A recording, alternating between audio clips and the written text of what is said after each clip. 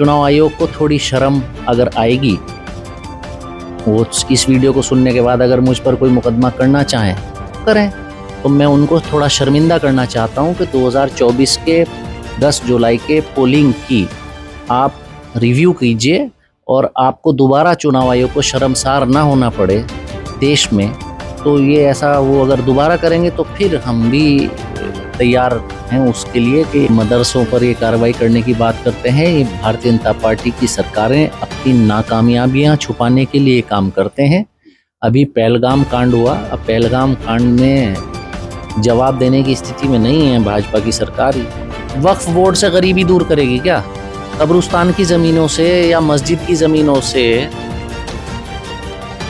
गरीबी दूर होगी क्या इस देश की? इत्तेफाक ऐसा है कि काफ़ी लोग वहाँ के पास आउट हैं, उसमें प्रणव सिंह जी, प्रदीप भाई, हम बहुत सारे लोग अलग अलग तरीके से। फिर नगर पालिका का चुनाव आया तो ये मोहिउद्दीन अंसारी साहब चुनाव जीते हैं। हमारे पार्टी के कैंडिडेट का, डमी कैंडिडेट का, सबके उन्होंने नॉमिनेशन रद्द किए। उसमें भी चुनाव आयोग ने अपना न्यूनतम जो कर सकता था, जितना गिर सकता था लोकतांत्रिक तरीके से, वो उन्होंने अपना पूरा गिरावट दिखाई है। लोग बीजेपी में भी दोस्त हैं आपके? पार्टी एक अलग विषय हो गया, सामाजिक स्तर पर बीजेपी में दोस्त हैं आपके?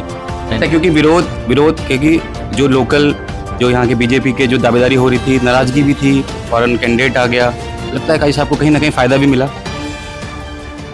पर्दे के पीछे की बातें पर्दे के पीछे रहने दीजिए। मुन्ना सिंह चौहान जी ने खनन की ट्रॉली पकड़ी और आधा घंटा वहां पुलिस नहीं पहुंची, फिर बहुत देर के बाद वहां पुलिस पहुंची। उसके बाद उनका पुलिस के प्रति नाराजगी, आप इसको ना समझ नहीं पाएंगे भाई। ये बताइए कि किसी मंदिर की कोई संपत्ति है तो उससे मंदिर के ही तो काम आएगी वो जमीन, संपत्ति। मेरे कहने की जरूरत ही नहीं है। भाजपा का प्रदेश अध्यक्ष अगर मान रहे हैं कि अवैध खनन हो रहा है और उनके विधायक अवैध खनन पकड़ रहे हैं और उनके सांसद अगर पार्लियामेंट में भाषण दे रहे हैं कि अवैध खनन हो रहा है, तो फिर अब तो सरकार को चाहिए कि इन सारी बातों के को ध्यान में रखते हुए प्रतिक्रिया अपनी दें। हिमाचल प्रदेश में कितने प्रतिशत मुसलमान हैं? 1% भी मुसलमान नहीं होगा, 2 होगा। हिमाचल प्रदेश में कांग्रेस की सरकार है। बीजेपी की कुछ ऐसी नीतियां हैं राज्य स्तर पे या देश स्तर पे जो काजी साहब को लगता है कि हाँ, जो आपका अल्पसंख्यक समुदाय है जिसके आप एक रोल मॉडल भी हैं, फायदेमंद है आप सब समाज के लिए? कुछ ऐसी बीजेपी की नीतियां आपको फेवरेबल लगती हैं? सरकार की ये नीति 5 लाख रुपए का आयुष्मान कार्ड की बिल्कुल नाकाफी है। तिरुपति मंदिर की में जो प्रॉपर्टी है या बद्रीनाथ केदारनाथ संपत्ति है, उसमें चाहे सोना चांदी या नकद हो, या उसमें उसके नाम जो लोग दान दे गए, उनसे हम देश की संपत्ति से, उन मंदिरों की संपत्ति से ये सरकार गरीबी दूर करना चाहती है क्या? नौकरी, बेरोजगारी, पलायन, इन विषयों से बचकर ये सरकार भागना चाहती है। स्वास्थ्य सेवाएं ठप हैं।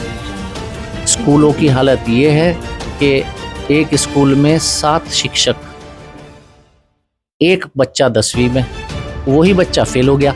गरीब कोई केवल मुसलमान ही है, हिंदू गरीब नहीं है क्या? सलाम, नमस्ते, सत श्री अकाल, बहुत बहुत स्वागत है एक बार फिर से मीटअप मैनिया में। अभी हमारे साथ जुड़ चुके हैं काजी साहब, मंगलौर के मौजूदा विधायक। काजी साहब, बहुत बहुत स्वागत है मीटअप मैनिया न्यूज़ चैनल पे। थैंक यू भाई। काजी साहब, थोड़ा सा अभी पीछे से शुरू करेंगे। थोड़ा सा मैं जानना चाहूँगा, जैसे जो आप इतने सॉफ्ट स्पोकन हैं, मुद्दे अपने रखते हैं विधानसभा में बेबाकी से, थोड़ा सा जानना चाहूँगा जैसे कि आपकी जो बैकग्राउंड है, स्कूलिंग, मैंने सुना है कि इंग्लिश मीडियम से पास आउट है। थोड़ा सा बता दर्शकों को कि क्या बैकग्राउंड है, मतलब एजुकेशनल। हम सेंट गैब्रियल्स रुड़की में, आज जो APS 2 उसकी बिल्डिंग बन गई, लेकिन वो स्कूल मॉन्फोर्ट हो गया, तो वो उसमें हमारी स्कूलिंग हुई है। और इत्तेफाक ऐसा है कि काफ़ी लोग वहाँ के पास आउट हैं, उसमें प्रणव सिंह जी, प्रदीप भाई, हम बहुत सारे लोग अलग अलग तरीके से। तो कॉलेज की बात करें तो जो कॉलेज की लाइफ कॉलेज की शिक्षा कहाँ से हुई है? कॉलेज मेरठ। अजी साहब, बहुत सारे मुद्दे ऐसे अभी चल रहे हैं, ज्वलंत मुद्दे चल रहे हैं आसपास। खनन की बात कर ले, वक्फ बोर्ड अमेंडमेंट की बात कर ले, तो मैं एक एक करके आऊँगा सब चीज़ों पे। सबसे पहले तो ये जानना चाहूँगा कि 2027 में अगर चुनाव होता है, क्योंकि आपको समय कम मिला, लगभग 2 साल के करीब आपको समय मिल रहा है कैलकुलेशन के हिसाब से, 2027 को लेके क्या विजन है, काजी साहब की क्या तैयारी है, कांग्रेस के बैनर तले ही आएंगे, थोड़ा सा बता दें। आशीष भाई, मैं कांग्रेस पार्टी में ऑल इंडिया कांग्रेस कमेटी में पोस्ट होल्ड करता हूं और मैं, छोड़ दीजिए कोई भी होगा तो कांग्रेस के ही निर्देश पर हम लोग काम करेंगे। जो कांग्रेस पार्टी किसी भी कॉन्स्टिट्यूएंसी में जो निर्देशित करेगी उस पर हम शब्दशः अमल करेंगे। अब यहाँ मंगलौर हो या कोई भी हो, तो उनका जो निर्देश होगा कांग्रेस का, जिसको उपयुक्त समझेंगे, बेहतर समझेंगे। मैंने 2024 का चुनाव था, उससे पहले भी मैं एक ही बात कह रहा था, पार्टी जिसको चुनाव लड़ाएगी, कांग्रेस पार्टी पूरी तरह चुनाव लड़ने के लिए तैयार है, सामने कोई आए।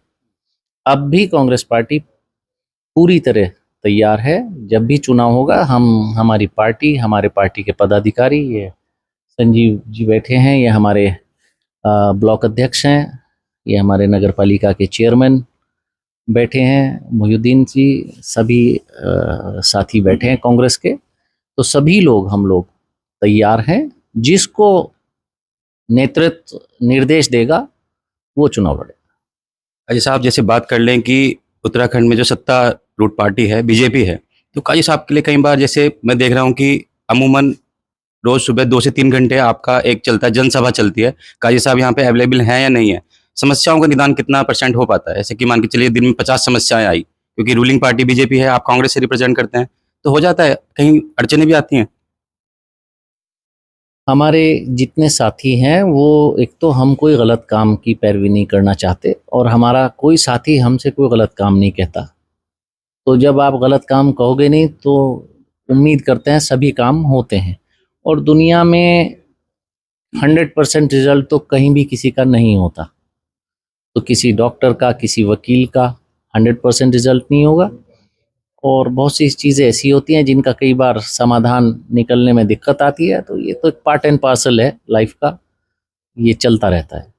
बढ़ाना जी भी यहाँ से एक तरह से जख्मी होके गए हैं। जख्मी मतलब बहुत ही कम मार्जिन था, अंतर से हार के गए हैं। तो लगता है इस बार बढ़ाना जी आते हैं तो स्ट्रॉन्ग कंटेंडर रहेंगे बीजेपी से। तो ऐसा तस्वीर है। बीजेपी से कौन आता है विषय वो अलग है। ये बीजेपी किसी का भी नाम दे, चुनाव बीजेपी के नाम पर होता है। कौन आता है वो इनसिग्निफिकेंट है।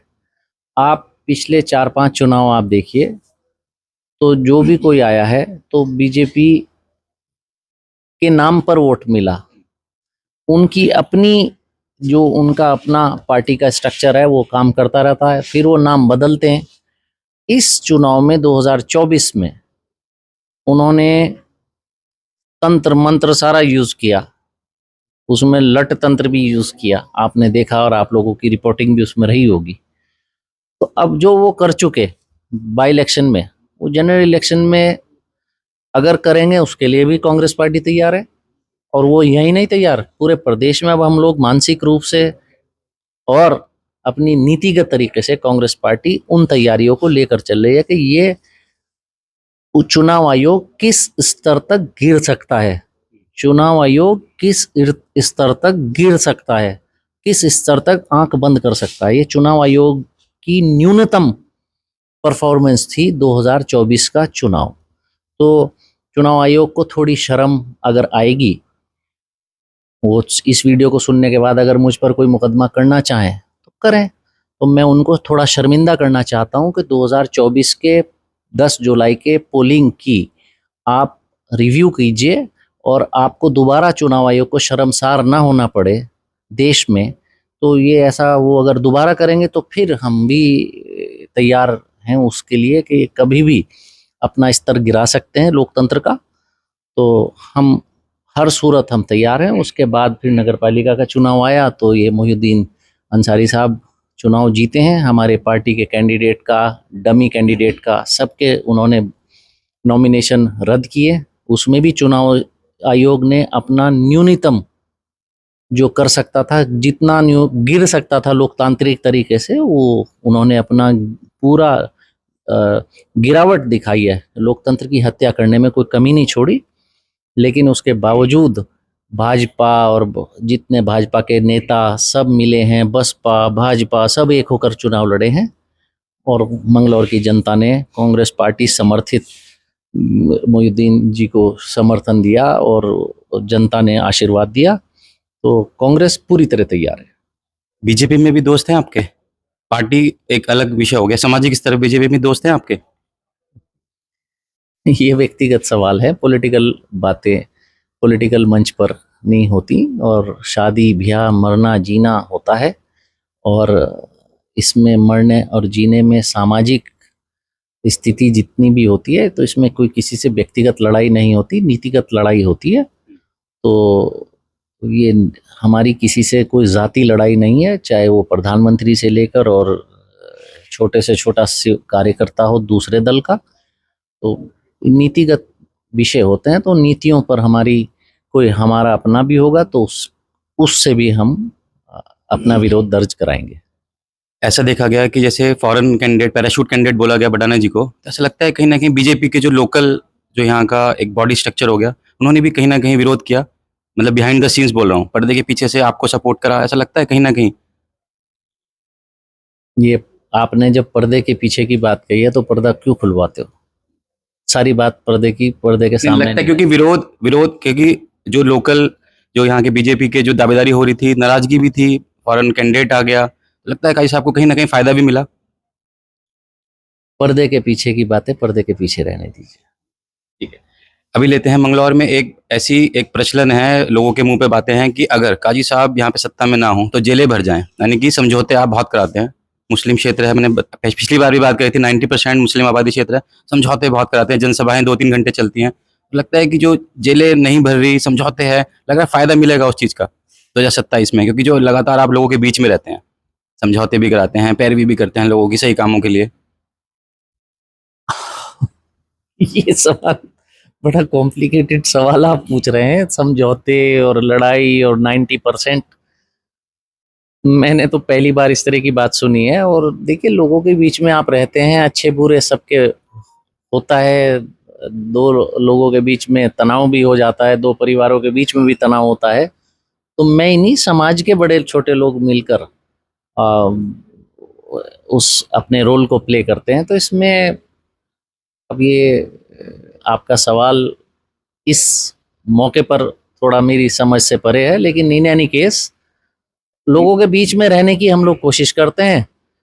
अब वो जनता के ऊपर है कि उनकी समझ में ये बात आती है नहीं आती, ये वक्त बताता है।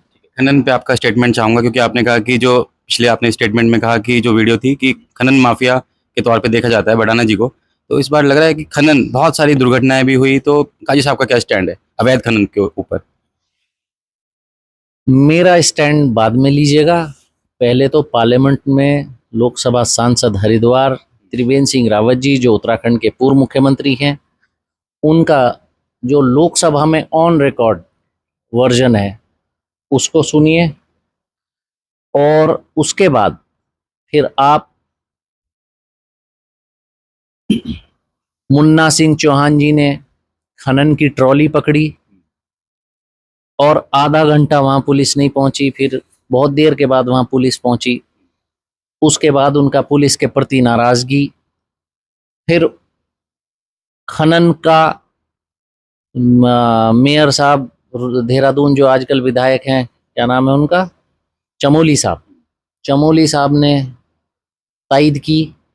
फिर भारतीय जनता पार्टी के राज्यसभा सांसद, पूर्व विधायक और मौजूदा पार्टी के भाजपा के मौजूदा प्रदेश अध्यक्ष महेंद्र भट्ट जी ने कहा कि खनन रोकने के लिए भाजपा के लोगों को सामने आना चाहिए, विधायकों को सामने आना चाहिए।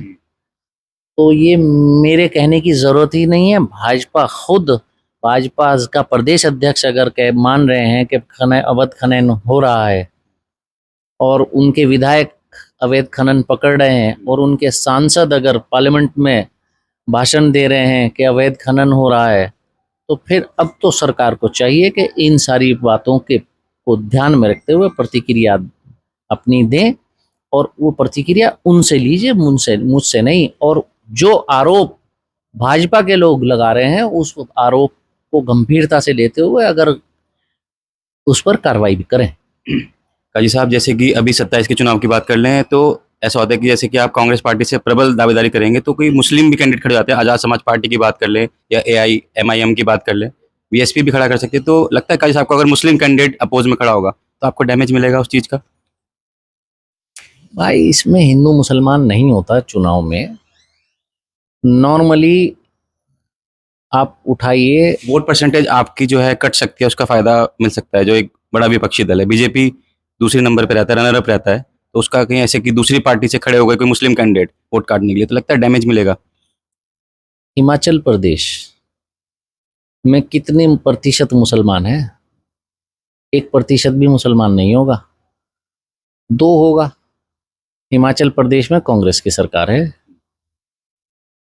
बद्रीनाथ बाई इलेक्शन में कितने प्रतिशत मुसलमान होगा जो हम अभी जीत कर आए हैं? हिंदू और मुसलमान की राजनीति कांग्रेस पार्टी नहीं करती। कौन सामने चुनाव लड़ने आता है इससे हमें कोई मतलब नहीं। कांग्रेस पार्टी अपना प्रत्याशी उतारेगी और अपनी नीतियों के बल पर हम लोग चुनाव लड़ेंगे। और कौन कितने वोट लेता है, कौन कितने वोट नहीं लेता, ना हम जनता को वोट बैंक के रूप से ट्रीट करते, और ना कांग्रेस पार्टी किसी धर्म और तुष्टीकरण की राजनीति ना कांग्रेस पार्टी ने की है, ना करती। हम लोग इस नीति पर काम ही नहीं करते। सभी से हम लोग संपर्क साधने की कोशिश करते हैं और हमें सभी लोगों का, सभी वर्गों का, हर गांव से हमको समर्थन मिलता है और उम्मीद करते हैं आइंदा भी मिलता रहेगा। बीजेपी की कुछ ऐसी नीतियां हैं राज्य स्तर पे या देश स्तर पे जो काइस आपको लगता है कि हाँ, जो आपका अल्पसंख्यक समुदाय है जिसके आप एक रोल मॉडल भी हैं, कि फायदेमंद है या सब समाज के लिए कुछ ऐसी बीजेपी की नीतियां आपको फेवरेबल लगती हूँ? बड़ा फिर अटपटा सवाल जैसे है। आयुष्मान कार्ड हो गया, हर मैक्सिमम देखा गया है कि हर जगह 80% 70% मुस्लिम जो समुदाय है फायदा उठाते हुए देखे जाते हैं। तो आयुष्मान कार्ड ऐसी कुछ योजना है जो काइस आप समर्थन करते हो कि हाँ, ये अच्छी नीति है बीजेपी की? राजस्थान में अशोक गहलोत जी के नेतृत्व में कांग्रेस सरकार थी। वहाँ आयुष्मान कार्ड, जो मुख्यमंत्री स्वास्थ्य कार्ड था, वो ये आयुष्मान कार्ड बोलते हैं, वो वहाँ उसका नाम था चिरंजीवी कार्ड। 25 लाख रुपए का फ्री इलाज था उसमें। आयुष्मान कार्ड से पहले था, बाद में था? अभी 2023 तक चिरंजीवी, मुख्यमंत्री चिरंजीवी योजना के अंतर्गत 25 लाख रुपए का इलाज था उस कार्ड पर। एक क्या एहसान थोड़ी है 5 लाख रुपए का। हरीश रावत जी जब मुख्यमंत्री थे उत्तराखंड के 2020-21 में, वो नहीं 16-17 में हरीश रावत जी ने ये पहल शुरू की थी। 2015-16 में हरीश रावत जी ने पहल की थी स्वास्थ्य कार्ड की, और उस स्वास्थ्य कार्ड से इलाज पहली बार होना शुरू हुआ था। ये तो 5 लाख रुपए बहुत कम है। और रहा सवाल, बड़े अफसोस की बात होगी अगर कोई धर्म और जाति के नाम पर किसी सरकारी योजना का आकलन किया जाएगा। देश का जो नागरिक है उसको जो सरकार की कोई योजना है वो योजना का लाभ अगर लेता है तो सरकार कोई एहसान नहीं कर रही, कोई उस पर किसी का कोई एहसान नहीं है। सब टैक्स पेयर्स हैं। हर एक व्यक्ति, आप सुबह उठेंगे अगर गैस का चूल्हा जलाने के लिए माचिस जलाएंगे तो माचिस में भी आपका टैक्स का पेमेंट हुआ है, GST उसमें भी गई हुई है। लोग ये सोचते हैं कि इनकम टैक्स अदा करने वाला ही, इनकम टैक्स देने वाला ही टैक्स पेयर है। नहीं, आप अपने बच्चे के लिए कॉपी पेंसिल खरीदने जाते हैं, वो भी GST देकर खरीद कर लाते हैं। आप मेरे सामने बैठे हैं, आपका ये मोबाइल कैमरा, ये सारी चीज़ें, ये आपका ID, ये भी जब आप खरीद कर लाए होंगे तो भी आप टैक्स पे करके आए हैं। आप जब नेट का प्रयोग कर रहे हैं तो उस पर भी GST अदा करते हैं। तो किसी भी सूरत से कोई भी चीज़, बच्चे के स्कूल की फीस तक पर तो GST लगी हुई है। तो वो घूम घाम करके जनता के द्वारा सरकारी खजाने में जमा हुआ हुआ पैसा जनता तक किसी माध्यम से पहुंचता है, तो सरकार का कोई एहसान उसमें नहीं माना जा सकता। तो ये तो बहुत ही दुखदाई बात होती है कि इस पर एहसान और उस पर एहसान, ये बहुत अच्छी बात नहीं। लेकिन सरकार की ये नीति 5 लाख रुपए का आयुष्मान कार्ड की बिल्कुल नाकाफी है। जब एक विपक्ष की, केंद्र में सत्ता पक्ष के विपक्ष में कांग्रेस की सरकार अगर 25 लाख का इलाज का कार्ड जारी कर सकती है, तो भारतीय जनता पार्टी की सरकारों को क्या दिक्कत है? वक्फ बोर्ड अमेंडमेंट पे काजी साहब का क्या स्टैंड है? फेवरेबल है सबके लिए, सब समाज के लिए? क्योंकि देखा गया है बहुत सारे इसमें क्लॉजेज लगे हैं। 2013 की सच्चर कमेटी में भी काफ़ी सारे जो हैं अमेंडमेंट्स हुए हैं। तो कैसे काजी साहब का क्लियर कट स्टैंड क्या है इसके लेके? मेरा पार्टी का क्लियर कट लोकसभा का स्टैंड आपने अगर फॉलो नहीं किया होगा तो फॉलो कर लीजिए। कांग्रेस पार्टी का क्लियर कट स्टैंड है, हमारा क्लियर कट स्टैंड है, और उसमें ये गलत है। और इसको गलत साबित करने के लिए अगर आप अलग एक पूरा टाइम देंगे तो उसमें पूरा हम आपको टाइम दे देंगे। सारे उसमें जितनी भी बातें हैं वो लीगली कागज़ दिखाकर कोट करने से फ़ायदा होता है, ऐसे ज़बान से कहने से कोई फ़ायदा नहीं होता। कांग्रेस पार्टी इसके विरोध में है, और जो ये वक्फ बोर्ड और इस तरह की बातें ये कर रहे हैं, या ये मदरसों पर ये कार्रवाई करने की बात करते हैं, ये भारतीय जनता पार्टी की सरकारें अपनी नाकामयाबियां छुपाने के लिए काम करते हैं।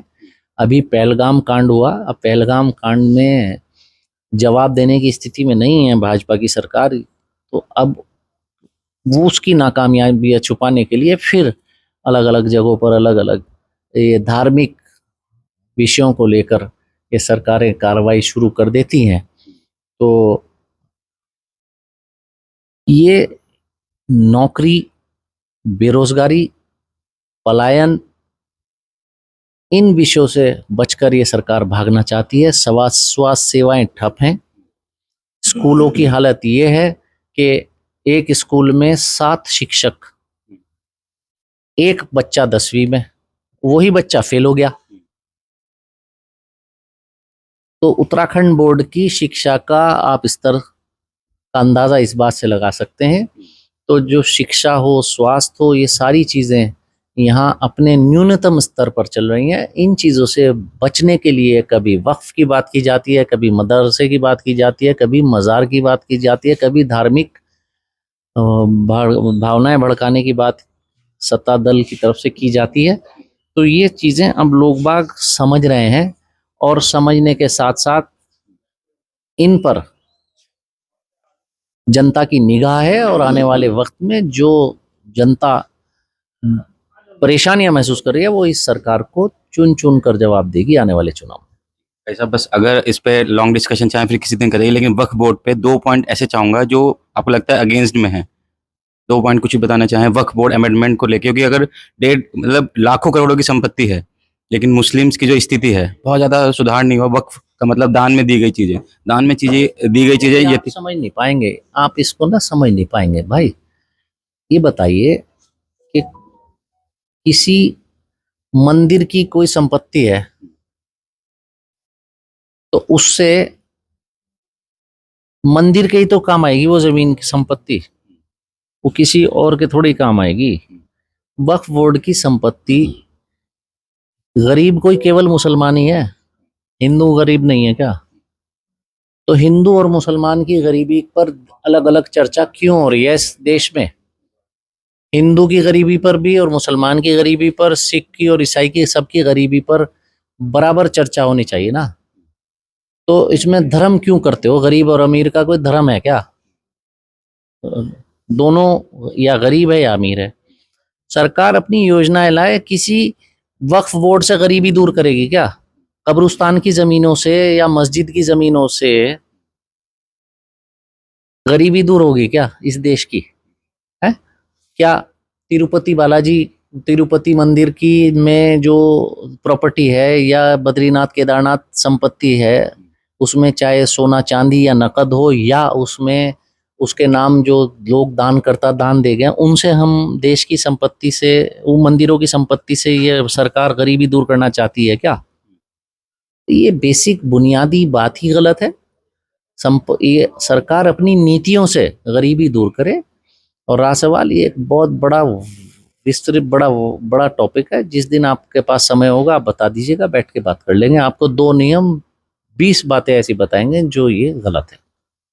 बहुत बहुत धन्यवाद। ये थे काजी साहब, मंगलौर के मौजूदा विधायक। अपनी बात बहुत सारे मुद्दों बेबाकी से रखी। मेरा नाम आशीष शर्मा। देखते रहे मीटअप मैनिया। कमेंट सेक्शन का ऑप्शन खुला हुआ है, कमेंट सेक्शन में बता सकते हैं अपने दिल की बात और शेयर कर दीजिए। धन्यवाद।